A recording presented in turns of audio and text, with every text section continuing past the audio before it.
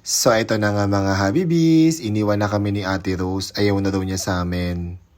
Pero syempre, char lang. At eto na nga, papunta kami ngayon ni Habi David sa bus terminal para ihatid si Ate Rose sa kanilang probinsya. Magbabakasyon kasi si Ate Rose ng isang linggo at the same time, magbe-birthday daw kasi yung kanyang anak.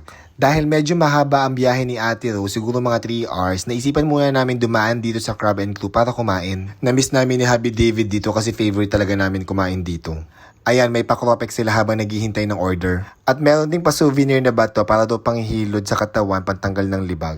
Char lang pampupok yun ng crabs. Umorder muna kami ng crab and shrimp roll para sa appetizer namin. Para siyang lumpiang Shanghai at sabi ko kay Ate Rose tikman niya kasi napakasarap as in. Si Habi David enjoy na enjoy din pagkain niyan. Sabi niya gayahin ko daw nakakaloka. And after few minutes eto na dumating na ang order namin. Bag of seafoods in Alavar sauce. Naku, namiss talaga namin ni Habi David ng Alavar sauce as in super sarap. At tingnan niyo yung mga crabs nila, grabe, ang daming aligi, ang taba-taba. Mapaparami talaga ang kanin mo pag ganito kasarap ang ulam mo as in. May crabs, may hipon, may pusit, may tahong, may clams, mayroong mais, as in super sarap. Sabi nga ni Ate Rose, sarsa pa lang ulam na. Char.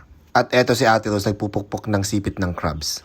Ang fresh daw ng crabs at napakasarap. First time pala niyang kumain dito. Si Habi David naman ang hihinayang dun sa mga sauce na nakakapit sa mga shell. Nag-start na rin siya magpukpok ng mga sipit ng crabs. Sobrang sarap daw ng laman at saka perfect ang pagkaluto. Favorite kasi talaga ni Habi David ang crabs, lalo na yung mga maaligit matataba. Sinasaid talaga namin ni Habi David yung sauce kasi sayang. Kami na rin ang umubos kasi si Ate Rose busog na daw. And after kumain, eto na nga, hinatid na namin si Ate Rose sa bus terminal. I'm sure excited siya makita ang kanyang pamilya kasi miss na miss daw niya. Sabi namin sa kanya, mag-ingat siya at saka mag-chat siya kapag nakauwi na siya ng safe sa bahay nila.